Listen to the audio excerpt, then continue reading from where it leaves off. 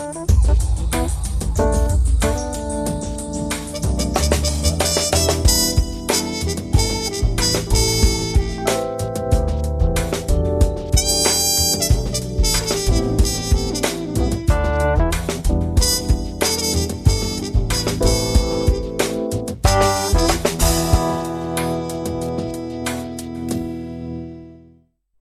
and welcome to the Heywood Healthbeat, a program that brings you on the journey of health options for you and your family to make our community more successful, more healthy, more vibrant.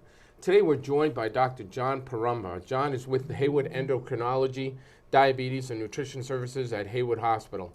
Dr. Poremba, welcome. Thanks you for joining us. Glad to be here. Thank you. I was kind of excited about having you here because I often reveal personal stuff on these shows. I'm a patient of yours and have been seeing an endocrinologist for a medical condition that I have. I learned so much in preparation for the show about what you do as a specialist and what endocrinology does generally.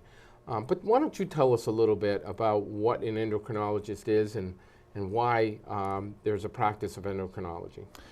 Yeah, Mike. So endocrinologists deal with diseases of hormone-producing glands, and there are many of them. And so we spend about half of our day managing people with diabetes and diabetes-related health problems. We spend about a quarter of our time taking care of thyroid conditions, of which there are many, and then a quarter of our time doing a lot of other less common things, pituitary diseases, parathyroid diseases, sometimes reproductive disorders, and then we also spend quite a bit of time managing osteoporosis, so there's quite a breadth to what we do day to day. It's interesting, you just brought up just a very short and brief description of some of the types of things that people may experience in the endocrine system. And you talked about reproduction, you talked about diabetes and sugar management and thyroid conditions. Can you tell me a little bit more about the system, what the endocrine system is and how it affects people's health? So the endocrine system consists of organs that create hormones. Hormones are chemical signals that get into your bloodstream and they circulate all over your body to literally every body part. And they help regulate how all of your body's organs work, when they work, what they do. So it's really integral to how your body functions. Your nervous system, your endocrine system kind of work together to make sure all of your body parts are doing what they're supposed to do when they're supposed to do it. Interesting. I'm going to just bring up a couple things. You talk about, all these systems. The endocrine system affects sleep. I didn't know that. Yes, absolutely. Yeah, it affects mood and reproductive cycles or systems. Absolutely. I never knew that. Right. I never had understood that. And so as we talk about the need for people to see an endocrinologist, that it has a much broader application than just what I kind of know and am familiar with is diabetes management, but it affects all these other systems. The adrenal glands, which affect the stress hormones. Correct, and we see folks who need help with either excessive amounts of stress hormones that can create a number of medical problems, or some people who actually don't make enough. So we see both ends of the spectrum.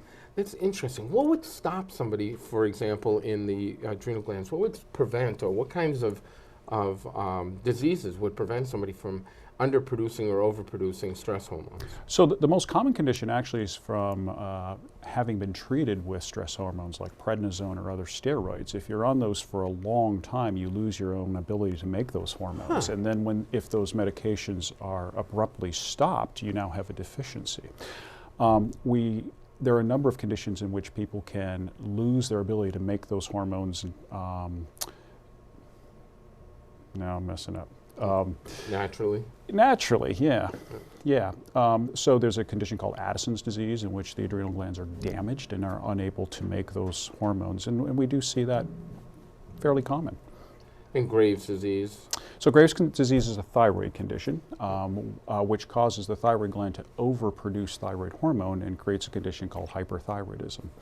Yeah, really interesting. And I'd like to find out a little bit more today, if you would. Sure. And talk about things like hypothyroidism, because we've heard of it in the community.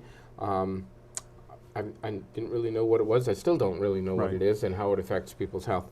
So the adrenal gland affects the stress hormones. The hypothalamus activates and controls involuntary body functions, part of the endocrine system. I Right. didn't know that. Right. I was not aware of that. So the hypothalamus, we kind of call the hypothalamus and the pituitary gland hormone headquarters.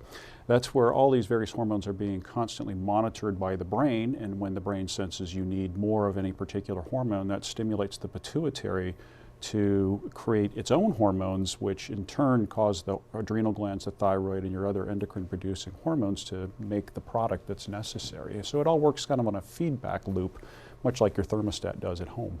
We talked earlier about the fact that the endocrine system also affects reproductive systems or hormones in the body. Can you tell me a little bit more about that? Yeah, so the hypothalamus and the pituitary gland in women regulate the menstrual cycle, which is of course necessary for ovulation and reproduction.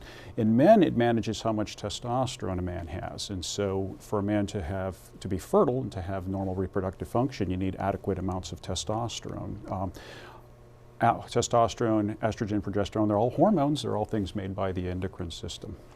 All made by the endocrine system. Again, folks, if you're not kind of following this, one of the things that I realized in exploring the endocrinology and the endocrinology kind of practice is that it affects so many of our vital body functions, normal everyday routines.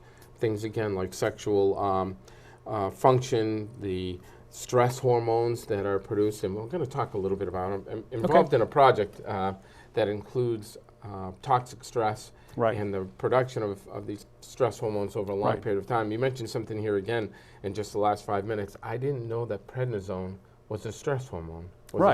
Yeah, that's really interesting. And prednisone is a very common steroid that's being used to, address a whole myriad of health issues. Right. So I would imagine, but you mentioned that specifically it would be the overuse of prednisone. So someone who may be on prednisone for a long period of time or because of a seriously complicated medical condition, not just a 1 or 2 use of prednisone. Right, so prednisone resembles a hormone called cortisol, which is made by the adrenal glands. They're very similar. At doses we use for treating diseases, prednisone has anti-inflammatory properties, so it's great for inflammatory conditions like arthritis. And so it's used commonly. The problem is that if you are giving prednisone, then your body senses that and realizes you don't need to make cortisol. And so the adrenal glands kind of go to sleep. And so we oftentimes will need to very slowly taper off prednisone to give the adrenal glands an opportunity to wake up and start functioning and making cortisol again. It's just, that's kind of amazing to me. You just explained the whole taper thing. I never really understood why you ratchet up to this kind of high dose and then have to ratchet down the tapering. Never understood the reasoning for that. Yeah, and it's important because if steroids are abruptly stopped, then you have a deficiency of cortisol and then you're unable to adapt to stress. That can cause low blood pressure. It can actually be a dangerous situation. Fortunately, most people are on prednisone just for a few days. And in that scenario, the adrenal glands really are still there functioning. But it's after several weeks or even months that the adrenal glands will stop producing their own product, cortisol, and will need some time to recover from that. Wicked interesting. I've really found this to be fascinating. The pancreas. The pancreas is part of the endocrine system. What does the pancreas do? So 99% of the pancreas makes digestive proteins, which are really not part of the endocrine system, but 1% makes hormones. And the two important hormones are insulin and glucagon. Insulin is necessary for keeping your blood sugar from going up in response to food. Glucagon does the exact opposite. If the blood sugars get too low, then glucagon raises the blood sugar into a safe range. And so that's why as endocrinologists we manage diabetes, because it deals with insulin, which is a hormone produced by the pancreas. You talked a little bit about the thyroid glands and the parathyroid glands. What do they do? Part of the endocrine system. Yeah. So the thyroid gland sits up in your neck, right behind where my tie is. Its job is to make thyroid hormone. Thyroid hormone is kind of your body's gas pedal. All of your body parts, your organs, your tissues, they know their job. They just don't know how fast to do it and when to do it. So the brain controls the when. The thyroid controls the how fast. So if there's too much thyroid hormone, all of the body processes speed up. And that can cause a number of symptoms: rapid heart rate, irritability, poor sleep, poor concentration. Whereas the opposite, if the thyroid levels are too low because the thyroid gland is underactive, then all of the body processes slow down, and it kind of feels like you're operating on a dead battery. Yeah. Everything's just moving too slowly. I've heard of people who've had thyroid conditions who are fatigued or tired Yes. or worn down, and so that's a great explanation of what's happening. Pituitary gland, part of the endocrine system. Yeah, so the pituitary gland's about the size of a grape, and it sits about an inch behind your nose. And it's kind of the master regulator of all of your body's hormone-producing glands. So it tells the reproductive organs when they should be making testosterone, when they should be making estrogen, when they should be making progesterone. It tells the thyroid when to make thyroid hormone and how much. It tells the adrenal gland when to make the stress hormone cortisol and how much. And it does a variety of other hormones that you don't always think about, like growth hormone, which is really important for kids. It makes a hormone that helps regulate how much we lose in the urine and how much water we have in the body. So important. Water reabsorption. Yes. Yeah. That's huge. And so for somebody who is obviously struggling with diabetes, the endocrinologist makes a lot of sense. But there are a whole lot of other issues that somebody could be facing, a whole myriad of health issues that makes it very appropriate to see an endocrinologist. So when is the time?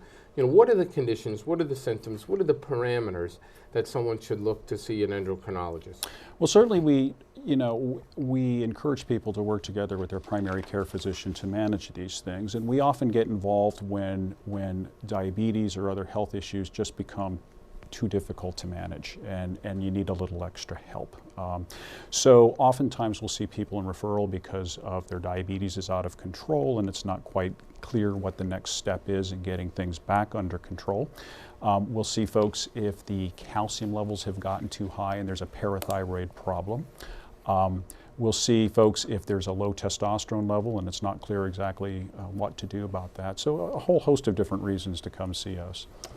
We talk a lot about diabetes and the fact that the endocrine system produces glucagon and insulin and regulates blood sugar levels in humans. Tell me a little bit more about the disease diabetes and how does it impact, first of all, how does it develop? What are the types of things that the environment that would really cause diabetes to be prevalent in some people but not in others? And then, what does that look like for a person who has high blood sugar diabetes? Yeah, so 90% of people with diabetes have what we call type 2 diabetes. Type 2 diabetes is a condition in which the body is capable of making insulin. It just doesn't make enough because the body is resistant to that insulin. It doesn't respond to the insulin the way it should.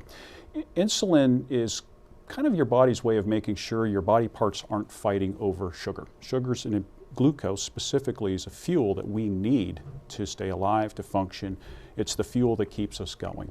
And you don't want your body parts fighting over that. So what happens is that when you've eaten and the blood sugars begin to rise, then you make insulin, and that's the signal to the rest of your body saying, okay, there's plenty of fuel, come get it.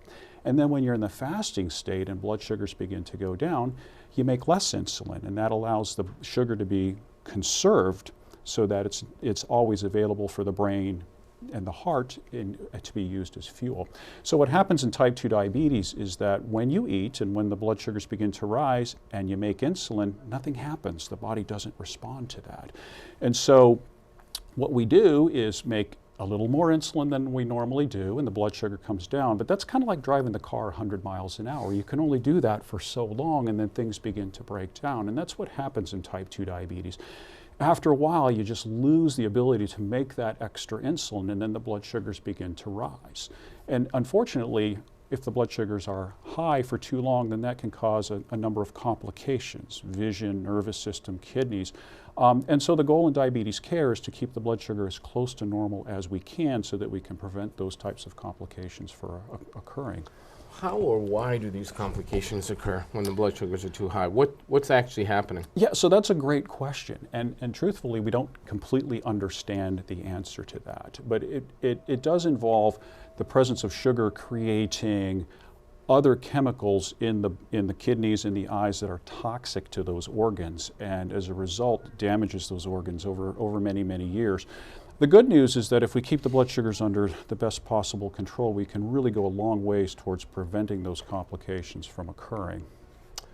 So how do you do that? How do you help diabetics who have this overabundance of sugar and ineffective insulin, or Right. how do you help them maintain? Right. So it's a big commitment, and the most important part of controlling blood sugar is really lifestyle modification, because how we live here in 2019 is really not how our bodies were designed to live, okay? We don't get enough exercise, we don't eat the right kinds of foods, and that's why we see such an epidemic in diabetes.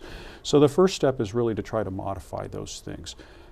Change the diet in a way that there's less simple sugar, less simple carbohydrate, more emphasis on vegetables, less on simple starches. So dietary changes is really important. We want to increase the amount of exercise. So doing those two things as a basic treatment for diabetes are terribly important, and at every visit we try to stress those things. And then when those things aren't working, then we can add medications to either make the insulin work better or to replace the insulin, either by giving insulin or giving medications that stimulate the pancreas to make more insulin on its own. Is there any drawback to using medication to manage diabetes?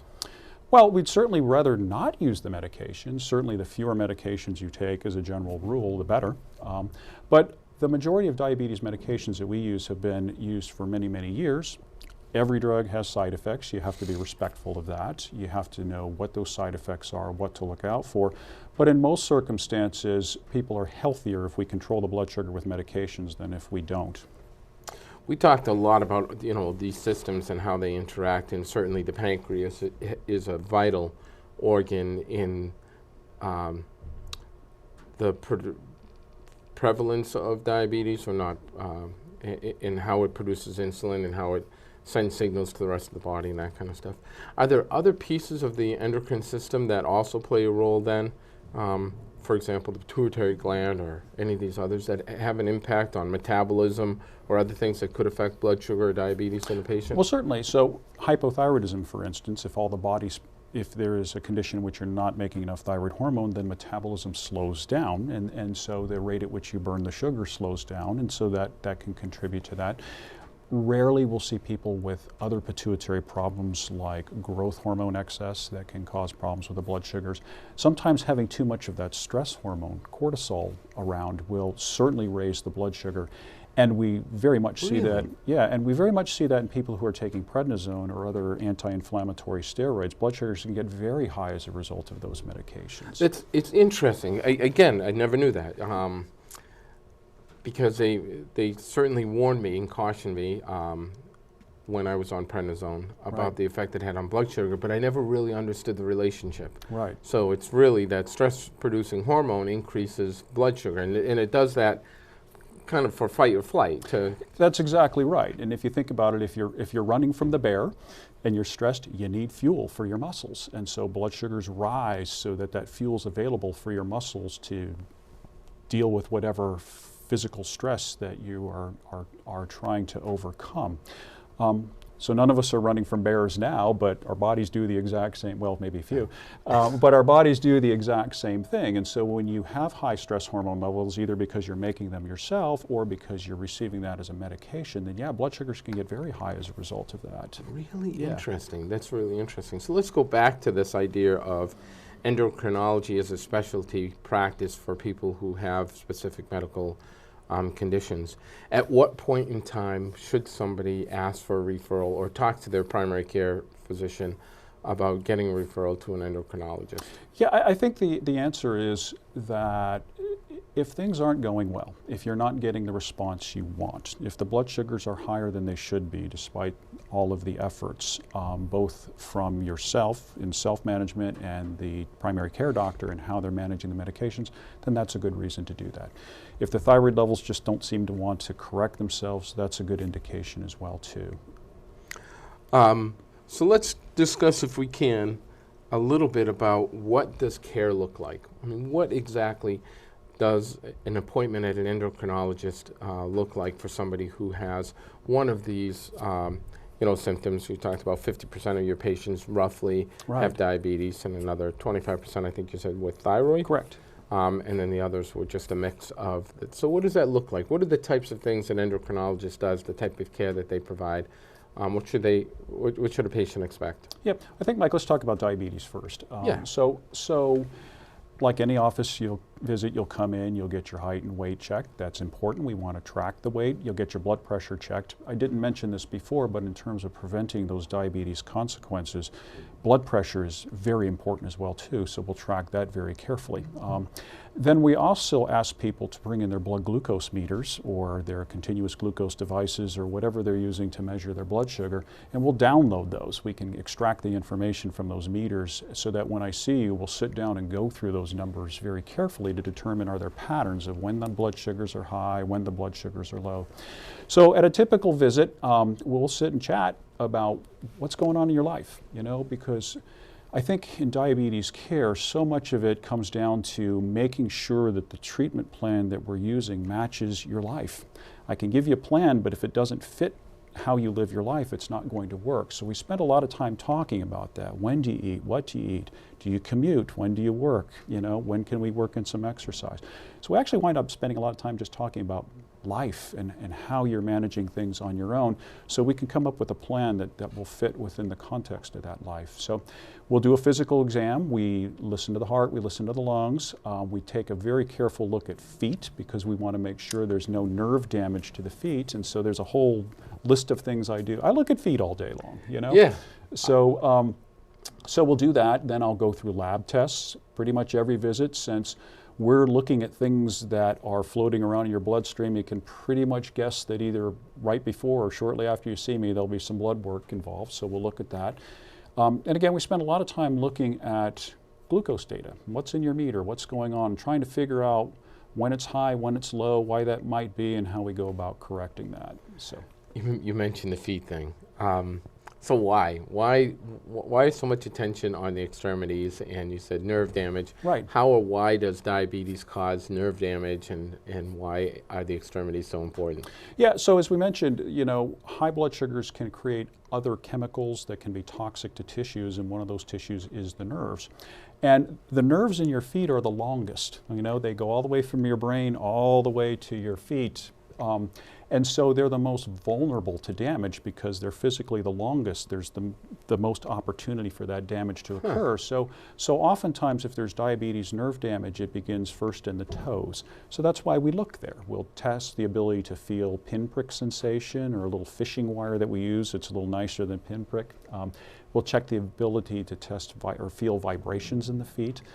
Can you tell which way your toes are moving up and down? And then we also look at the circulation in feet, the skin integrity of the feet. It's terribly important because if you lose your ability to feel your feet, then say you step on a pebble or you've done some other damage to the foot, you might not actually feel that. And if that's not addressed, eventually it can turn into an infection and then a foot ulcer, and that's unfortunately how people lose their feet. So we spend a lot of time making sure that the feet are healthy. Yeah, it's something I didn't really understand. I always thought it was a little funny, like odd or silly. But as I started to get more involved in the management of my diabetes, I learned a little bit more. Yeah. You mentioned circulation, and that blood sugar can affect circulation. So what we know is that high blood sugar and high cholesterol go hand in hand, as does high blood sugar and high blood pressure. We've been arguing about this for years. it turns out that it may not necessarily be the blood sugar that creates the circulation problem, but it's the high blood pressure and the high cholesterol that always travels with it. And that can lead to atherosclerosis, or hardening of the arteries, cholesterol deposits in the arteries, which limits circulation. And again, because your feet are the furthest away from the heart, they are very vulnerable to that loss of circulation. Interesting. So as a doctor, as an endocrinologist, what are some things you would recommend to both your patients and to non-patients on how to be, healthier, how to avoid problems with the endocrine system, how to manage some of life's challenges for those that are having issues with specific elements of the endocrine system, like the pancreas and insulin and diabetes and thyroidism? Yeah. So in managing, preventing diabetes, so much of it comes down to healthy diet and exercise. And it seems simple. I'm going to reiterate that again just for our listeners. It seems so simple, and yes, it's devilishly difficult, particularly in the society we live in, to try to de-emphasize processed food, starchy food, more fresh food, more vegetables. We tell people, when you're shopping, try to stay around the outside of the grocery store, because that's where the dairy is, the fresh fruit and vegetables, the meats along the outside. The processed stuff tends to be up and down the aisles. So, healthy diet, attention to weight, and then getting as much exercise is important. It turns out that those things are probably the single most important means of preventing diabetes. And it can be simple things with exercise, like don't park in the front row, park in the back row and walk across the parking lot. That in one day, that's not going to make a difference, but if you do that every day for a year, all of a sudden it starts to make a difference. Take the stairs, not the escalators. Certainly there are things that are going to prevent people from doing that. You don't want to walk across the parking lot when it's icy if you can avoid it. If you have arthritis or problems getting up and down the stairs, we certainly don't want people to try to or potentially injure themselves. But the more physically active you are, the better. I also tell people, if you watch TV at night and there's something on for 30 minutes that you really don't care to watch, you're just waiting for the next show, get them to go take a walk instead. So just little things that you can do that over the span of weeks, months, years can make a big difference. I tell you, I think there is, and I'm going to ask your opinion on this, there's a connection between diabetes and metabolism, and just the ability to process, these foods in a way that makes sense. What are your thoughts on that? Do you think there might be other issues in the endocrine system that are preventing people from maybe metabolizing or processing food better? Well, I don't think we fully understand that, Mike, to be honest with you, that there are a lot of things that go into how you regulate blood sugar that also involve how you regulate protein metabolism, how you regulate cholesterol, and so these things are all interconnected. I don't think we really fully appreciate or understand all the ins and outs of that. Yeah, one thing, I agree, and I've obviously done a lot of reading since I first was diagnosed with diabetes. And your office has just provided an excellent amount of education and information for me to help me kind of get my arms around the management of my diabetes. You mentioned eating well and exercising, and those are normally equated with weight loss. Right. How prevalent or how important is weight loss in the management of some of these endocrine type of diseases or complications? Yeah, so in diabetes, it's terribly important. We know that about 7.5% of weight loss, so for somebody who weighs 200 pounds, maybe about 15 pounds, right, can make a huge difference in how well the blood sugar is controlled, how well the medications work. So you don't have to lose a lot of weight, but if you lose a little, your body responds differently than if your weight is unchanged or going up. So that turns out to be really important. That's part of the reason that when we see people for diabetes, we really try to get them connected with a diabetes educator to go over the diet, and nothing about a diabetes diet is, there's no such thing as never. There's no such thing as a food you can never eat. It's all about making compromises and trades. Right. If I'm going to have this today, then I can't have that today, We try to connect people with our nutritionists to get really down into the nitty-gritty, if you will, about how to manage a diabetes diet. It can be very complicated. It can be very simple. It really depends on an individual's needs and what they're able to do. So in our office, we collaborate. have the fortune to be located with a diabetes educator, with nutritionists, and when we see people, we try to work as a team, you know, so that we're all working together on the same treatment plan towards the same goals. And it's nice that we're all located in the same office and can run down the hall and talk to each other. I think that multidisciplinary approach is so important, that people get the medical side, you know and understand the importance of you know, managing whatever the health issue is in their life, but also from a medical side. So that might be medication, that might be, you know, some of the most obvious things like weight loss and exercise. Right. But having that tied in tandem with nutrition and you know, other services, the social services that help people understand kind of like why do they eat what they eat, what are the triggers, and what are the kind of bad foods, or not necessarily healthy foods, the most healthy foods that exist in the life. So that multidisciplinary approach is really important. I think that that's one of the things that the endocrinology practice provides, that specialty provides to patients, is it really gives a much you know, deeper and better connection to that kind of multidisciplinary facet of managing whatever that condition is. It's been really exceptional. Your That's good to hear. Thank you. That's what we try to do. Educators have been good. My mom had diabetes, and I helped my mother manage diabetes for over 25 years. And even after 25 years, I still didn't know 3/4 of what I know today because of the educators and the practice administrators, the advanced practice providers, the doctors that have been helping me kind of deal with diabetes. And it's complicated and it's hard. I'll tell you that as a doctor, you must hear that all the time. It's really you know, it's a very difficult disease to try to manage, because the most minor things, you know, even if you don't get up and exercise for 30 minutes, it has a dramatic effect then on your blood sugars. When my blood sugars spike, when my blood sugars go down, I feel terrible. I mean, I feel you know, terrible, and it's very obvious. One of the things that helped me, Dr. Poremba, was weight loss. How often do you think people, how prevalent is the need to do kind of drastic weight loss interventions in the management of diabetes? Or do you think that the majority of people can manage it without having to do something significant like surgery? Yeah, that's a really important point, because I think attempting drastic weight loss can be really discouraging, you know, and all of the data that I have looked at, 7.5%, you know, again, 15 pounds if you weigh 200 pounds.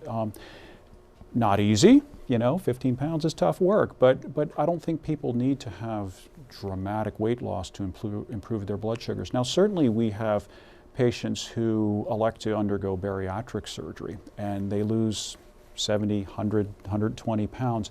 The effect of that on their diabetes is almost indescribable. I mean, they often will completely come off medications. It can be a very dramatic effect, but not everybody needs to do that. I think the message I try to communicate is that a little bit of weight loss can go a long way in helping control the diabetes. So, yeah, I don't try to set people up for dramatic weight loss, because that's tough, and nobody likes to fail, right? So we want to set goals that are achievable. I think that's such an important message, that you don't really have to, that, you know, weight management, diabetes management, management of other healthy, unhealthy situations, you don't need to do the dramatic, always need to do the dramatic. That just minor changes in what you eat and how you eat, minor changes in your activity level can have significant effects, improvements in the quality of your life. Tell me a little bit more about Heywood Endocrinology, Diabetes and Nutrition Services, where they're located, when the practice is open, whether it's open, how do you get referrals, how do people come and see you if they feel like they have a need to see you? Sure, so we're located in Heywood Hospital on the 3rd floor now, Favor 3. We used to be over in the Medical Arts Building, but we've moved, so if you're looking for us, that's where we are. We are located with diabetes education and with medical nutrition, so we're all in the same suite. I've been at Heywood now for a little over 3 years, We're actually And loving every minute of it. absolutely, yeah. And we are actually co-located right now with the UMass endocrinologist. Dr. Hawes comes out, and he also works with Taylor Boudreau, who is a nurse practitioner that works both with him for UMass and with us at Heywood. She kind of splits her time and does a fantastic job for us. So we're all located up in the same area. We're there 5 days a week.